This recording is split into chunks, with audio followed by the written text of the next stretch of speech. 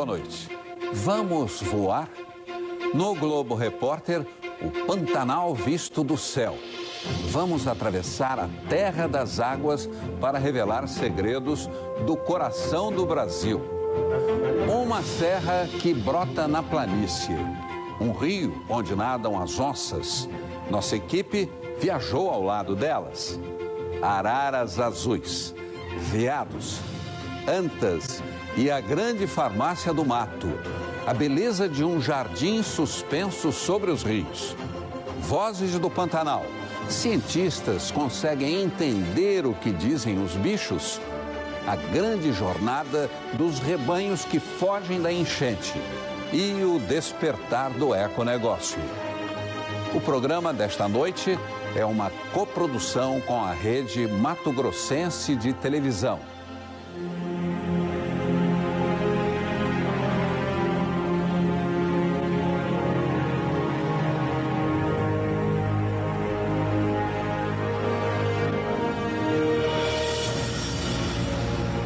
Na imensidão verde, o primeiro desafio é a viagem.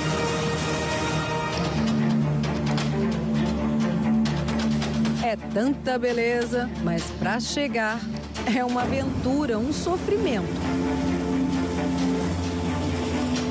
As distâncias, os campos alagados, até parece que a natureza criou esses obstáculos para proteger um tesouro.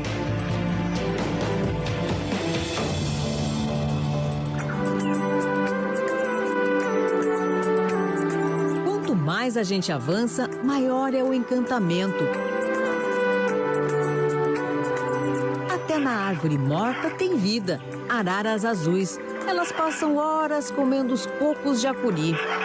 Os veados nem se importam, continuam ali, pastando. Mais arisco, o lobinho encara e foge. E a anta se esconde no mato.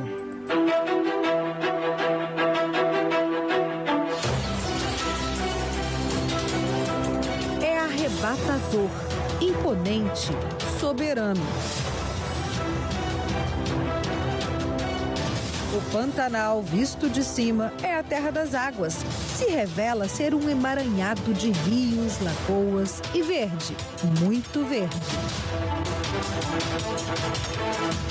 Aqui, a natureza nos ensina como moldou esse paraíso. Essa é a região mais isolada do Pantanal e uma das mais importantes para a conservação de toda a planície pantaneira. É que aqui tem a vegetação do Pantanal, do Cerrado, da Amazônia e também a Serra do Amolar, que é um refúgio natural. Foi criada uma rede de proteção para manter esse corredor de biodiversidade. Essa é a única região pantaneira que está sempre assim, com muita água. A inundação dificulta o acesso e protege a vida selvagem. Pessoas ficam surpresas, né, quando descobrem que no meio de uma planície de aproximadamente 138 mil quilômetros quadrados, você tem serras. E essas serras era extremamente importante para que esse ecossistema funcione com toda a sua dinâmica, como área de refúgio, controlando o regime de cheias e dando vida para toda essa biodiversidade. As fazendas têm áreas de proteção. Os pesquisadores estão mapeando a flora e a fauna. Nós já levantamos 33 espécies diferentes de mamíferos ocorrendo nessa região. Foram 120 espécies de formigas levantadas por outros pesquisadores. 420 espécies de besouros, 120 espécies de plantas. Isso aqui é literalmente uma riqueza de todo ser humano, né?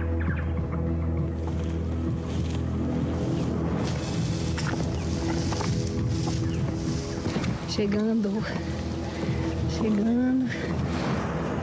Ah, cheguei. Tem umas formigas gigantes ali. São formigas carnívoras que têm uma toxina e a picada é bem dolorida. No passado, as imensas lagoas de água doce confundiram os primeiros aventureiros europeus. Eles achavam que aqui era um mar, o Mar de Charaés. Hoje, sabemos que esse é o caminho para o Parque Nacional do Pantanal. Isolado, o acesso até o parque é por avião ou pelas águas.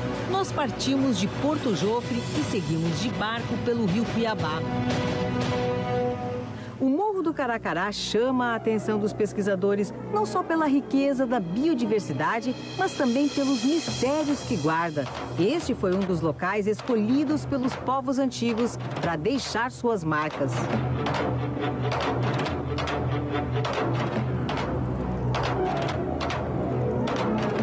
As arqueólogas já identificaram 30 pontos de arte rupestre, alguns a uma altura de 100 metros em relação à planície pantaneira.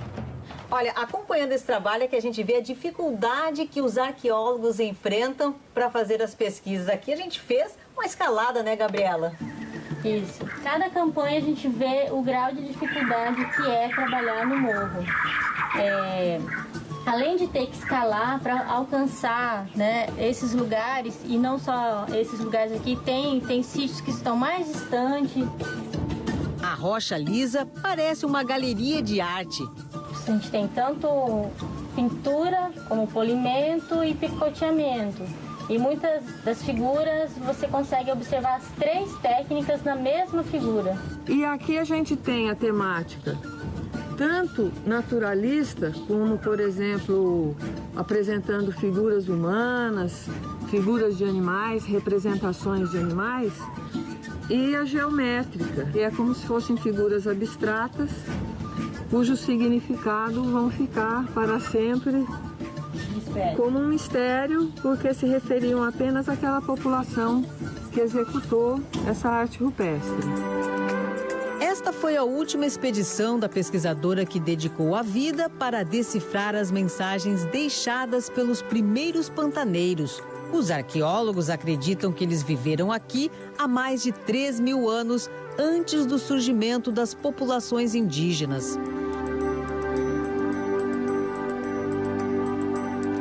Nossa, que lindo!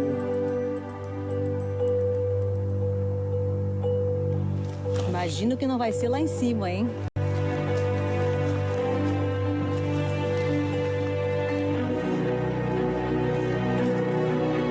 Aqui de cima dá para se ter uma noção melhor do tamanho do Parque Nacional do Pantanal. São 136 mil hectares preservados. É uma área que é muito procurada para a atividade de pesca, tanto a pesca esportiva quanto a pesca profissional. Então, um dos desafios é manter o parque sem a atividade da pesca ilegal. A pesquisa científica ela é muito importante, então o parque também apoia a realização dessas pesquisas científicas para a gente ter um conhecimento da biodiversidade que está sendo protegida dentro do Parque Nacional. Um lugar de encontros raros. A onça passou nadando pertinho do nosso barco. A fêmea do cafezinho botou os ovos numa vitória régia. Seguimos o caminho das águas e encontramos um oásis às margens do rio Paraguai. O que a anta come? Alguém sabe me dizer o que a anta come? Ela está espalhando sementes para repovoar tudo isso aqui, todas essas vegetais que existem aqui.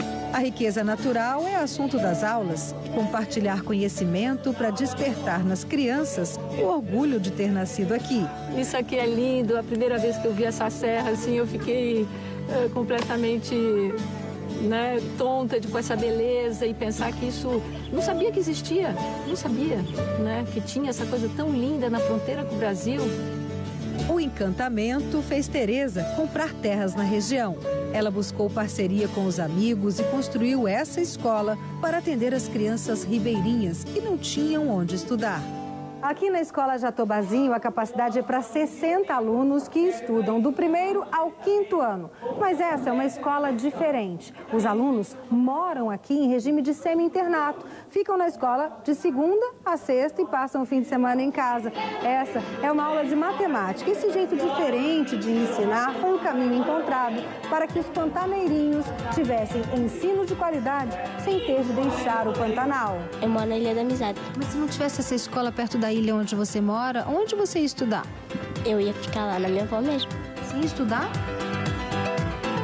Olhar olhar esperto, sorriso feliz. As crianças descobriram na educação um mundo a ser desbravado. Essa escola é para mim, ela é muito especial para mim, que ela me ensinou várias coisas, brincadeiras, ler, escrever, e eu quero sempre estudar aqui. Eu quero ver isso conservado, é isso que eu quero. E quero ver essas crianças realizando os sonhos delas, porque elas têm muitos sonhos, né? O horizonte aqui é maravilhoso, mas ele é restrito para os desejos delas, né?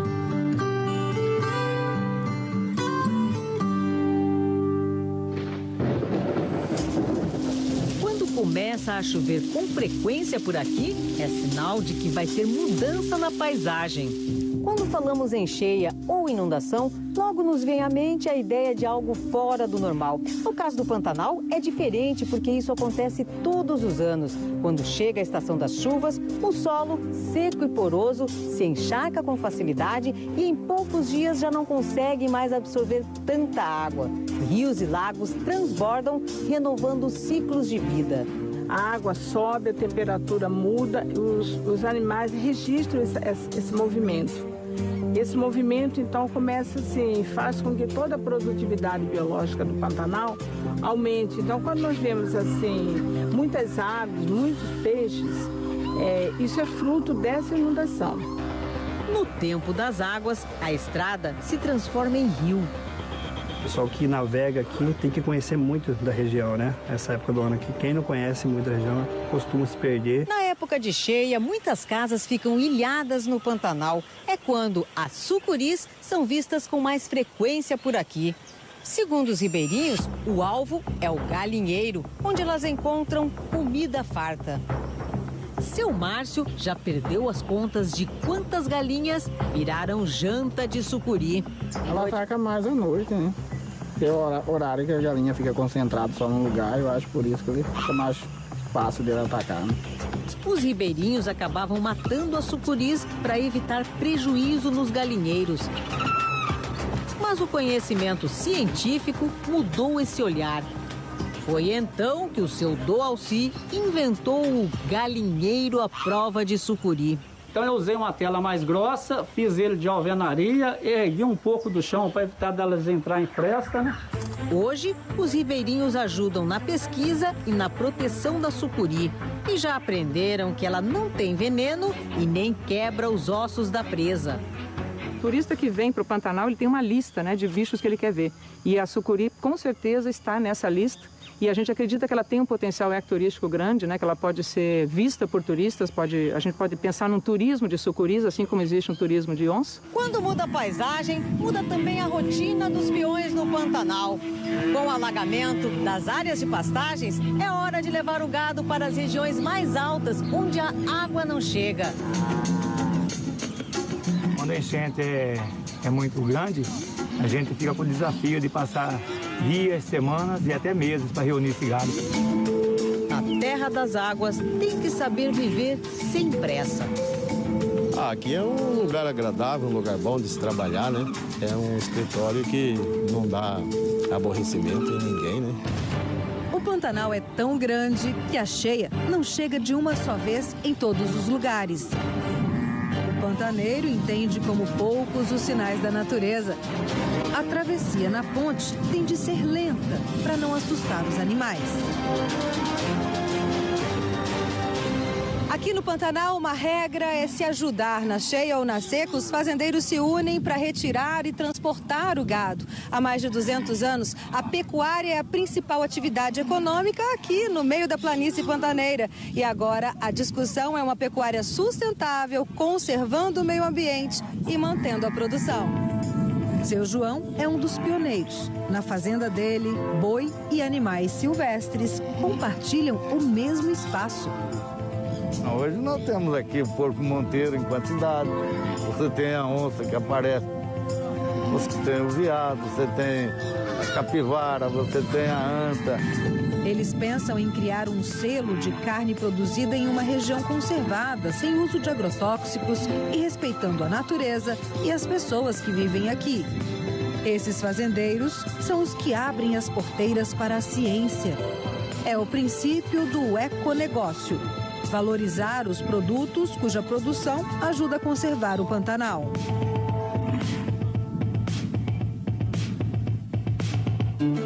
Anti-inflamatórios e antibióticos naturais. Um lugar onde remédios brotam no chão. É daqui a pouco.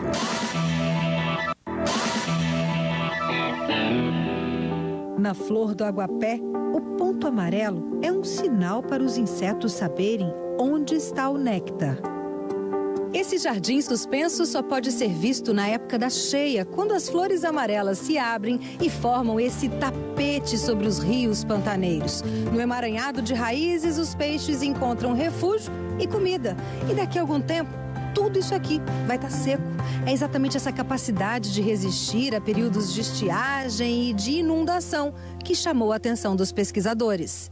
Um grande desafio para os cientistas é descobrir dentro das plantas os compostos químicos que podem ser usados na fabricação de remédios, cosméticos.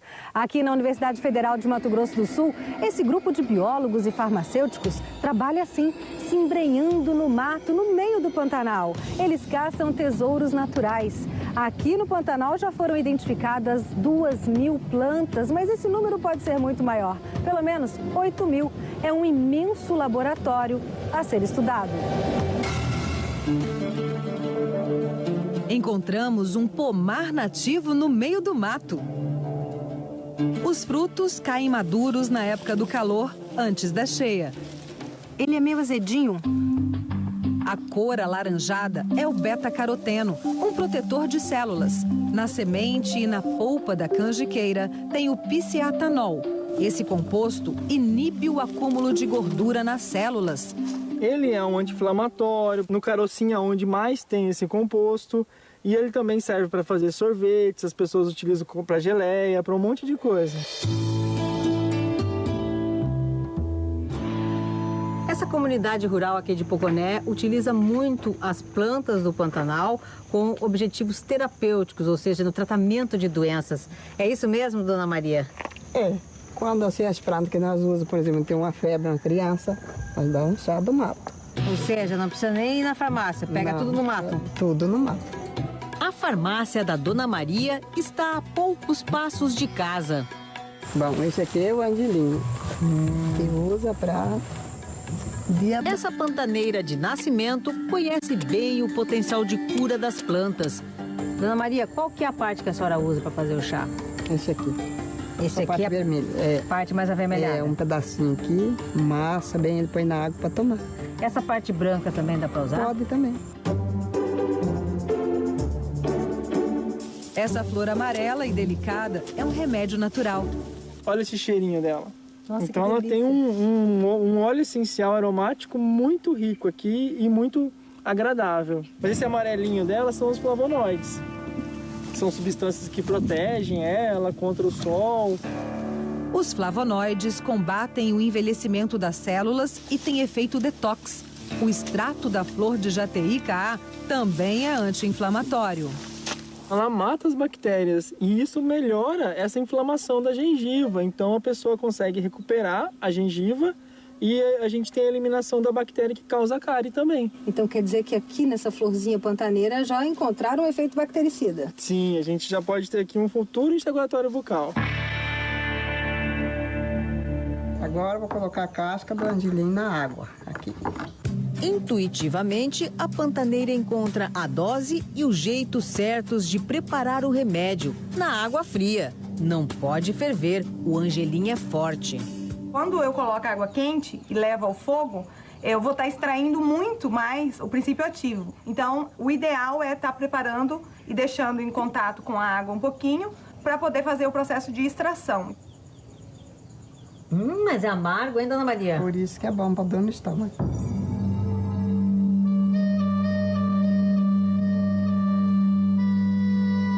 Essas árvores são resistentes ao frio, ao calor, têm raízes profundas que buscam água subterrânea na época da seca. O tronco é revestido por uma casca grossa. Por isso o ipê é um mestre da sobrevivência. Essa espécie aqui só nasce no Cerrado, no Pantanal, é conhecida por para-tudo. E nesse ipê pantaneiro, os pesquisadores encontraram uma substância que é um santo remédio para tratar picada de cobra. Eles maceram essa casca, né, junto com alguma gordura que eles estão levando para cozinhar. Então pode ser uma banha, um óleo, e eles colocam em cima do local da picada. A gente tira aqui esse tecido morto dela. O que o ipê usa para se proteger também pode curar as pessoas.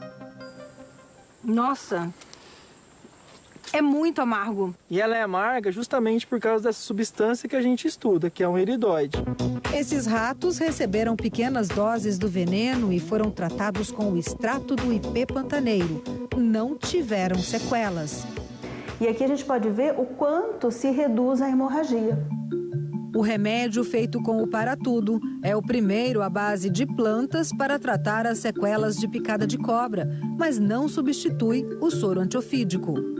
Aqui no Laboratório de Bioquímica da Universidade Federal de Mato Grosso, o desafio dos pesquisadores é avaliar cientificamente se as plantas de fato têm as propriedades que podem levar aos efeitos relatados pelos pantaneiros. Lembra da Dona Maria, que usa a casca do angelim para dor de estômago? Pois é, as pesquisas revelaram que a planta também é um santo remédio para tratar diabetes. Nós constatamos também, então, que esse efeito se deve à melhora na ação da insulina no organismo.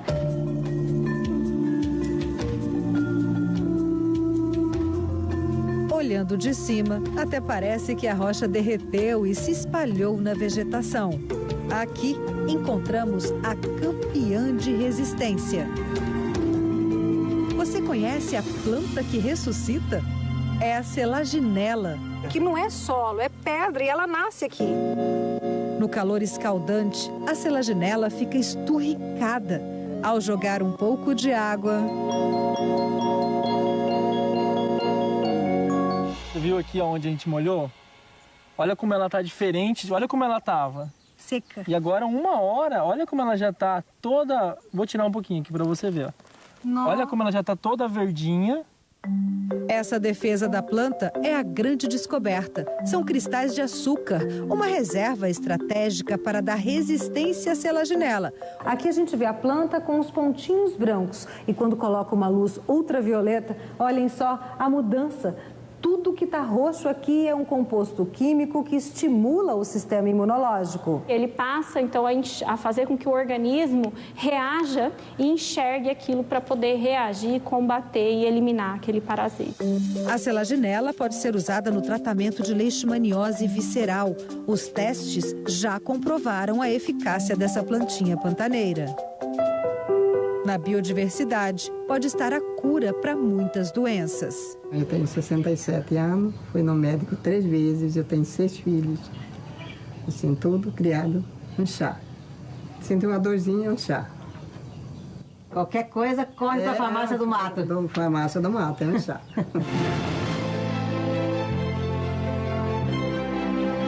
No maior refúgio de vida silvestre das Américas, cada espécie tem a sua preferência.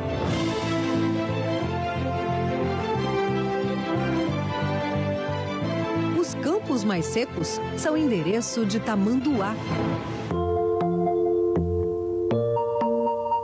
E chega perto para ver. O tamanduá-mirim tem uma vértebra a mais na coluna que o ajuda a se apoiar no rabo e ficar em pé, para parecer maior e assustar o inimigo. Essa bravura passa logo e ele se esconde na árvore mais próxima. Ao amanhecer, os pesquisadores saem em busca do maior de todos os tamanduás. O bandeira é um gigante solitário, um bicho que só existe na América Latina, diferente de tudo. Não possui dentes, tem um metabolismo muito baixo, uma temperatura em torno de 33 graus. Ele tem um olfato muito aguçado, mas audição e visão não. Esse aí não sentiu nosso cheiro. Os pesquisadores preparam os dardos para a captura. Um vai com uma pistola e eu com a zarabatana e a gente faz a anestesia do animal. Agora a gente tem que ficar aqui um pouco longe deles, esperando essa captura. Boa sorte. Obrigada, viu? Vamos lá. A aproximação é lenta. O tamanduá percebe e foge. Aí começa a correria para anestesiar o bicho. E é o assistente de campo, o Fabiano, nascido no Pantanal, que consegue pegar o tamanduá no laço.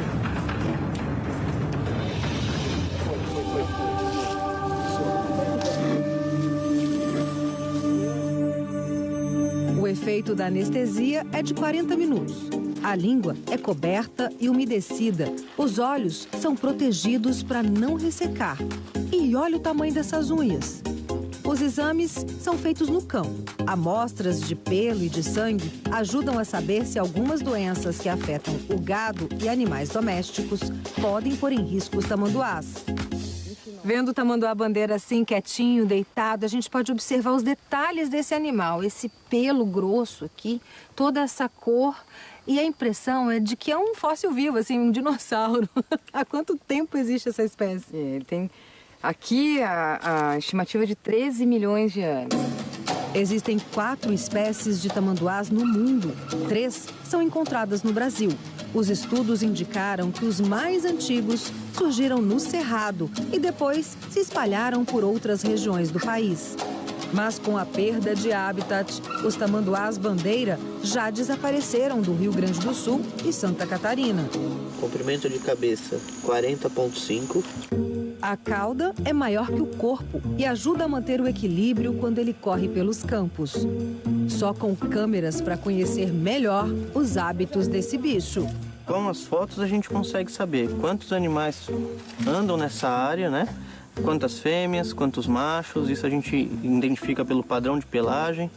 Ele passa o dia procurando comida e só come cupins e formigas. Não mastiga. A língua tem 1 metro e a saliva parece cola para capturar o máximo de alimento. Ele tem um pezinho que parece o pezinho de uma criança, ó. Tanto é que aqui no Pantanal tem uma lenda, principalmente no Pantanal Norte, que falam que tem criança andando à noite. Na verdade é o tamanduá. Esse bicho sofre por causa de crendices populares. Viu um tamanduá-bandeira? Era azar. Era azar. E aí tinha gente que acabava matando o animal, né? E não é nada disso, né? É um bicho maravilhoso. A fama de azarado quase levou o tamanduá à extinção.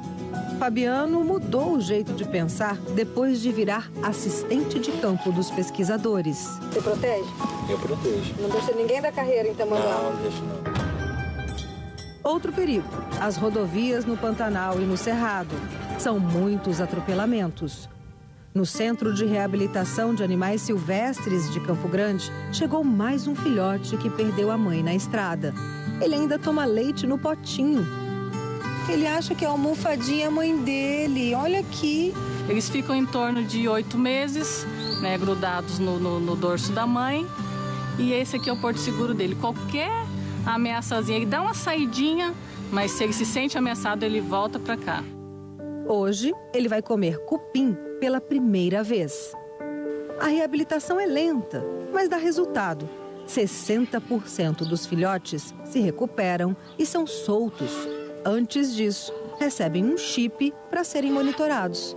E no desafio de salvar essa espécie, encontros inesquecíveis. A natureza é incrível aqui e ver este animal, nunca na minha vida eu vi algo assim. Uau! Que emoção, né? É muito emoção. Como se chama o animal? Tamanduá. Tamanduá. Bandeira. Bandeira. Bandeira, como bandeira? Bandeira. Você seria capaz de traduzir a conversa dos animais? Cientistas brasileiros e estrangeiros se juntam para decifrar as vozes do Pantanal. É daqui a pouco.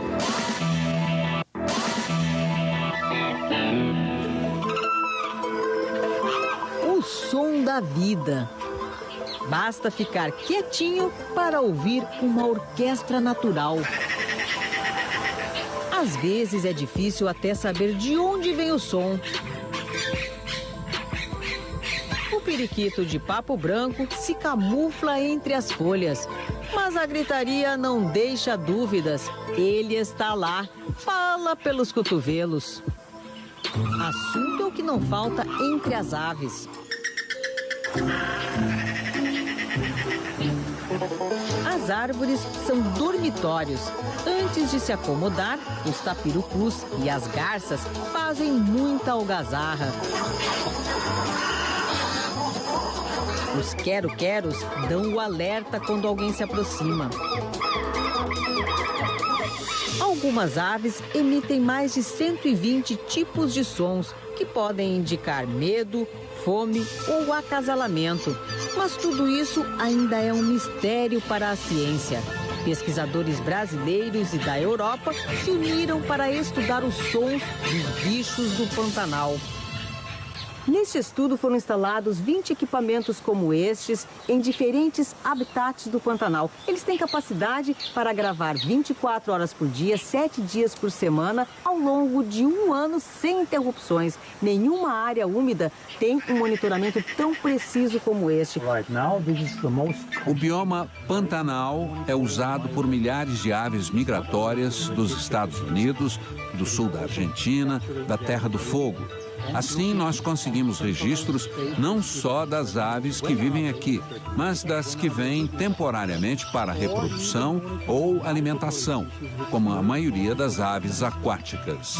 Esta é a etapa mais complexa e sofisticada da pesquisa. 15 pessoas trabalham simultaneamente aqui em Mato Grosso e nos países parceiros do projeto, Alemanha, Bulgária e Eslovênia, para separar e analisar imagens e sons captados no campo.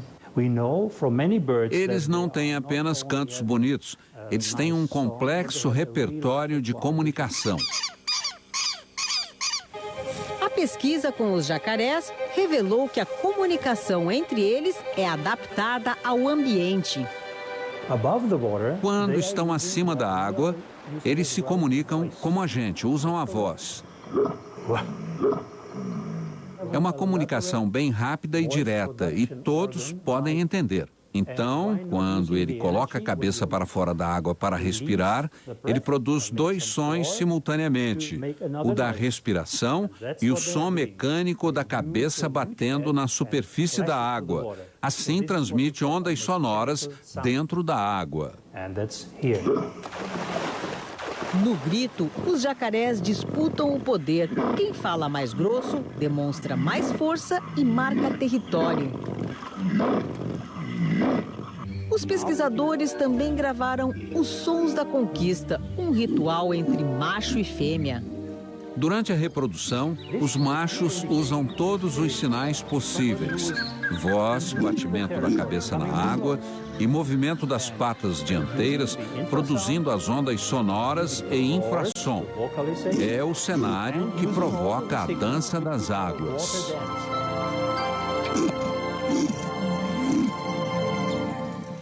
E para quem sempre ouviu falar no grilo falante, os pesquisadores têm um recado. É porque grilo não vocaliza, né? Não tem aparelho vocal, né? Ele flexiona as pernas nas asas e produz esse som, por isso que eles chamam de estrudulação. É uma biblioteca de sons, imagens e vídeos do Pantanal. Isto tudo precisa ser analisado e que possa dar respostas extremamente importantes para a conservação do Pantanal, ou seja, para a conservação da maior área úmida do planeta.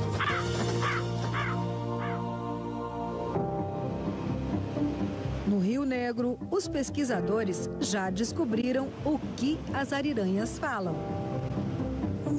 Mãe é tudo igual, grita apreensiva chamando o filhote. Há 11 anos, Caroline Leustenberger estuda as ariranhas pantaneiras. Quando percebem que tem gente por perto, emitem o bufo, um sinal de alerta. Até então a gente conhecia 9, hoje a gente já reconhece 15 tipos sonoros diferentes. E elas utilizam esses tipos sonoros em combinações, o que aumenta ainda mais a complexidade do sistema de vocalização da espécie. Esse chorinho aí é para espantar a colega que quer roubar o almoço. E quando aparecem os intrusos, tem briga no rio. O Pantanal é um dos principais refúgios de ariranha no Brasil. A estimativa é que aqui existam mais de 4.000 ariranhas espalhadas pelos rios. Essa espécie passa 60% do seu tempo dentro d'água pescando, tem um metabolismo acelerado, precisa de muito peixe e também é bem inteligente. É uma das primeiras a perceber alterações no meio ambiente e fogem para lugares mais conservados. Por isso, ela é uma espécie indicadora de qualidade ambiental. Alguns grupos se refugiam nas baías, essas lagoas aí nos campos alagados com fartura de peixe. Elas se esbaldam com a lufada de lambaris. A pesquisadora conseguiu instalar câmeras dentro de uma toca e viu como os filhotes eram tratados. As locas, em geral, elas têm vários salões. Em especial essa que a gente conseguiu monitorar, ela tinha então um salão mais profundo onde os filhotes estavam alojados. Isso impedia que eles saíssem da loca, né, que ficassem mais expostos. Por causa da caça e da perda de habitat, essa espécie que vivia em toda a América do Sul está ameaçada de extinção. Restam poucos lugares no Brasil onde as ariranhas podem ser vistas assim. Nem tudo é beleza no Pantanal. O que ameaça o maior refúgio selvagem das Américas? E um peixe jardineiro. É daqui a pouco. Essas rochas têm mais de 1 bilhão de anos. E quando a gente chega aqui no topo do Pantanal, dá para entender como tudo isso se formou. A serra, ali atrás, é uma barragem natural que segura a enchente e, por isso, a planície vai inundando aos poucos. A água vem da parte alta. Todos os rios pantaneiros nascem no Planalto, longe da área que alaga. E é lá que estão as ameaças. A borda em volta do Pantanal tem 217 mil quilômetros quadrados. Quando a vegetação nativa é retirada, a terra fica frágil. A chuva leva a areia para o leito dos rios que vão entupindo a planície. E no Pantanal houve um avanço também grande de desmatamento, principalmente nas bordas do Pantanal. Então são duas frentes de impacto que a gente vê acontecer. A ocupação do Planalto e com a maior entrada de sedimentos e o próprio uso da terra dentro da planície, né? O desmatamento para a plantação de pastagens nativas.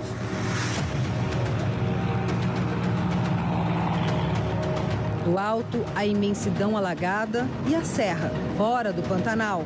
Soja a perder de vista. Esses pequenos alagados aí são as nascentes que formam o Rio Paraguai. Tem suinocultura, antigas crateras de garimpo, vegetação nativa que se resume a uma pequena faixa no meio da lavoura. Metade da vegetação da bacia do Alto Paraguai já foi devastada. O encontro das águas aqui não é um espetáculo de beleza, é um desequilíbrio. A água barrenta do rio Secotuba traz muita terra do Planalto e joga tudo no Rio Paraguai. O professor Aguinaldo Silva, da Universidade Federal de Mato Grosso do Sul, acompanha há uma década a mudança na paisagem. Ele coleta amostras, mede a quantidade de areia e terra na água. Com o aumento da produção de sedimento, começa a chegar a água e mais sedimento. E a tendência é essa área entulhar, encher de sedimento e essa água buscar fluir para o Novo Zumbi. Os rios pantaneiros mudam de curso, mas o que deveria levar séculos está acontecendo em poucos anos. A gente pode ver os antigos leitos, novas ilhas e lagoas que se formam por causa dessa mudança. Olha o encontro dos rios Vermelho e Miranda. A barreira de sacos é para segurar a correnteza que está arrancando a terra e ameaça a casa. Para os pesquisadores, é assim que o Pantanal pede socorro. Com frescor do amanhecer, saímos para pescar. Mas esta é uma pescaria diferente. Vamos conhecer os peixes jardineiros. Esses peixes, eles fazem dispersão de sementes em áreas alagadas. Essa interação do peixe-planta, ela é chamada de ictiocoria e ocorre nesse período de cheia, em áreas alagáveis como o Pantanal e na Amazônia. Mas o que acontece com os frutos que os peixes comem? Em busca de respostas, os pesquisadores pegam os peixes e recolhem o material que eles têm no estômago. Depois, soltam de volta no rio. O pacu é um campeão. Ele nada para longe e leva na barriga um jardim a ser semeado. Encontramos indivíduos com mais de 3.500 sementes inteiras, com uma diversidade de 14 espécies de plantas diferentes dentro de um único indivíduo. Então, o pacu, pra gente, ele é considerado o melhor dispersor do que as outras espécies. E o que a gente está analisando agora são as outras espécies. Por isso, o regime de cheia e seca ajuda a manter vivo o Pantanal. Nos campos alagados, os cardumes espalham sementes que vão brotar quando as águas baixarem. Assim, o ciclo da vida se renova.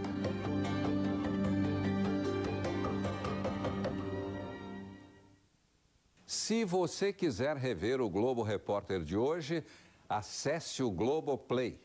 Fique agora com a série Máquina Mortífera, baseada no sucesso dos cinemas.